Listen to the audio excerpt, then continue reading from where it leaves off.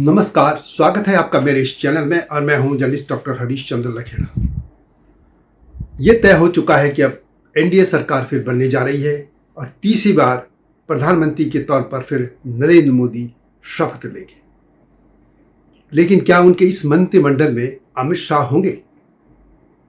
जी हाँ, मैं इसी पर बात करूंगा। लेकिन जब तक मैं आगे बढ़ूं, आपसे अनुरोध है कि इस चैनल को सब्सक्राइब अवश्य कर दीजिए।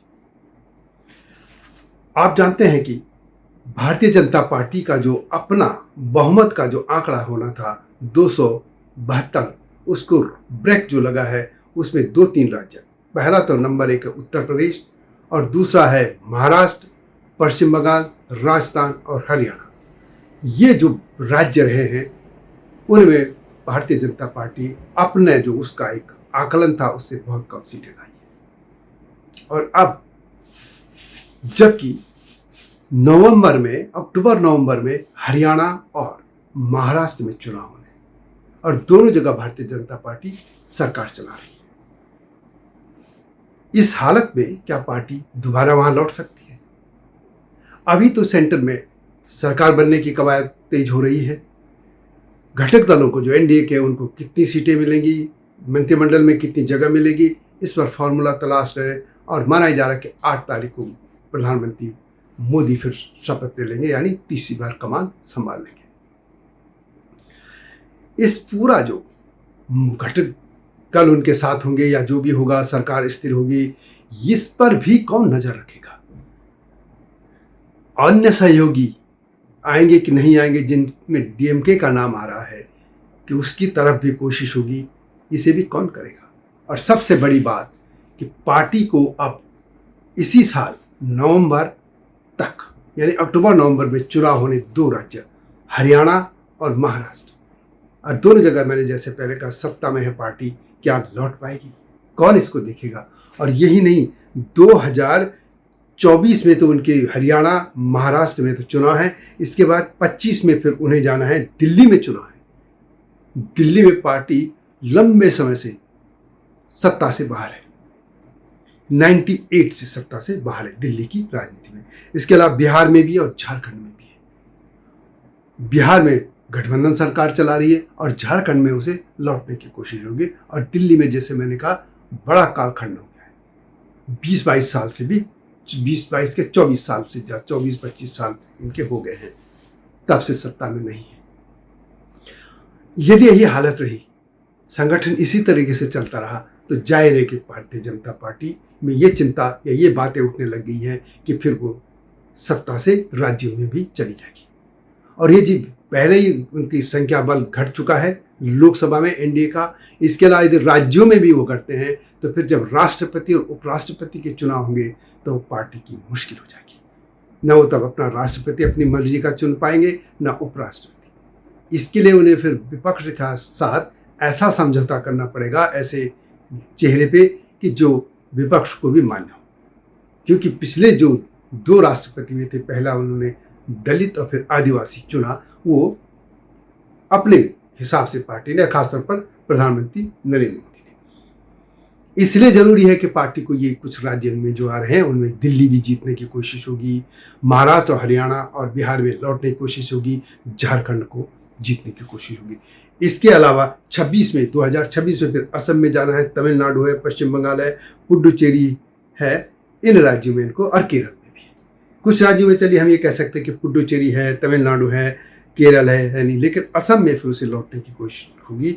और पश्चिम बंगाल में वो किसी भी तरीके से चाहती है कि बड़ी ताकत बने, और ये भी कोशिश है कि ममता बनर्जी से सत्ता छीनी जाए। लेकिन क्या ये इसी तरीके से पार्टी चलती रही?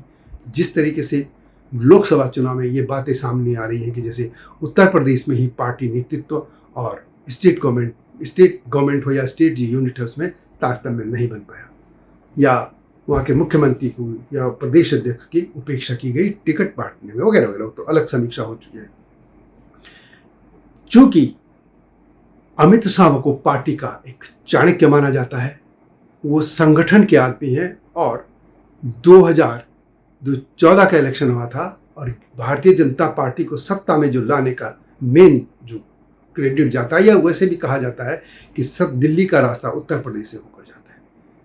जो पार्टी वहाँ मजबूत रहेगी वो केंद्र में भी मौजूद होगी। जैसे 2 बार भारतीय जनता पार्टी पहली बार 2014 में 70 से ऊपर लाई थी और 2019 में 60 से ऊपर सीटें लाई थी, तो वो आसान हो गया उनकी सरकार बनाना।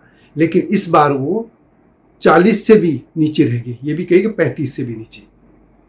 तो अब जाहिर है कि अपने दम पे भी बहुमत नहीं ले पाई, 240 के आसपास अटक गई। यदि यही हालत रही तो फिर क्या होगा पार्टी का, क्योंकि फिर पार्टी को चुनाव में भी जाना है 3 साल बाद, उत्तर प्रदेश में भी। और उत्तर प्रदेश की सरकार यदि हाथ से निकल गई तो फिर जो 5 साल बाद लोकसभा का चुनाव होगा उसमें कैसे होगा। इसे पार्टी इस बार सोच रही है कि फिर से ये कमान एक उसी व्यक्ति को दे दिया जाए जो संगठन का पूरा, जिसको सब कुछ पता है, वो जानता है कि किस तरीके से ये सामाजिक समीकरण बनते हैं, किस तरीके से बूथ लेवल तक काम किया जा सकता है, कैसे पार्टी को फिर दुरुस्त किया जा सकता है। क्योंकि सरकार में जाने के बाद वो उतना ध्यान कोई दे भी नहीं सकता।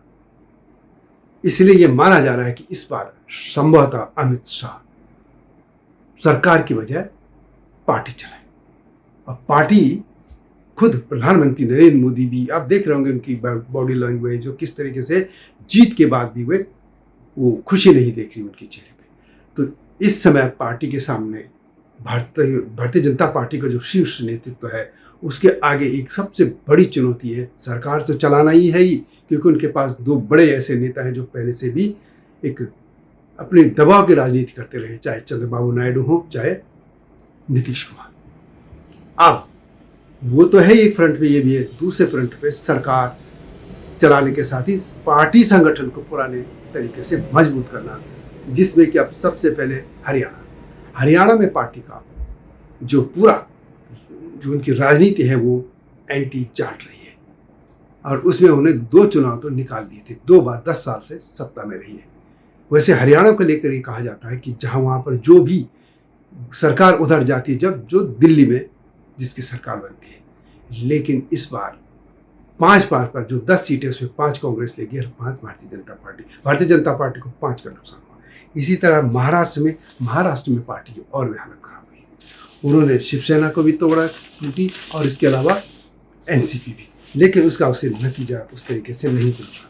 महाराष्ट्र में कुल कांग्रेस सबसे नंबर 1 पार्टी बन के उभरी है, वहाँ पे 13 सीटें, और शिवसेना उद्धव ठाकरे उसको 9 सीटें और बीजेपी भी 9 सीटों में।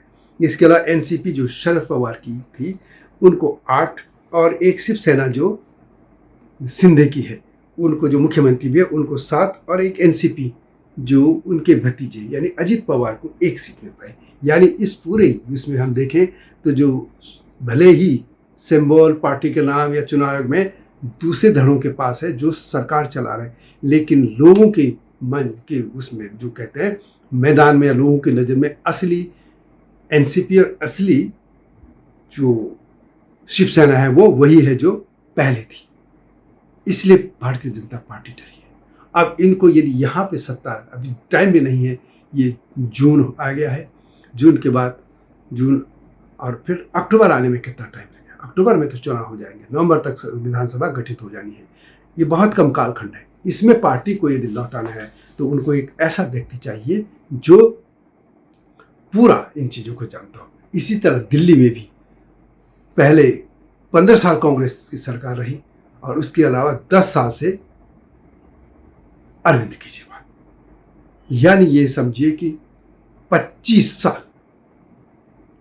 साल से भारतीय जनता पार्टी दिल्ली में सरकार नहीं बना पाई। एमसीडी में आती रही, हालांकि इस बार एमसीडी में भी हार गई, लेकिन दिल्ली की में जो मेन उनका जो सरकार बनानी है वो विधानसभा में। और इस समय मौका भी है क्योंकि अरविंद केजरीवाल और उनकी पार्टी कई आरोपों से जूझ रही है। इसलिए लगता है कि इस बार भारतीय जनता पार्टी अपने जो उनकी मंत्रिमंडल हो रहा है, यानी ये कहे कि मोदी सरकार का या जो मोदी मंत्रिमंडल होगा उसमें संभवतः अमित शाह नहीं होंगे। अमित शाह पार्टी की कमान संभाल सकते हैं, ये चर्चा चल रही है। अंततः क्या होगा ये तो प्रधानमंत्री नरेंद्र मोदी ही जानेंगे, क्योंकि वही ये सब अंत में पत्ते वही खोलेंगे। लेकिन ये पार्टी की ये चर्चा है। वीडियो कैसे लगी कमेंट में अवश्य लिखें। मिलता हूँ जल्दी ही नई स्टोरी के साथ, तब तक नमस्कार। हिमालय पे पेड़ हो तो गीत गाएंगी नदियाँ, गीत गाएंगी नदियाँ। पेड़ों पे चिड़िया है तो गीत गाएंगी नदियाँ, पेड़ों पे चिड़िया है तो गीत गाएंगी नदियाँ। माँ की लोरी जैसे होते हैं नदियों के गीत।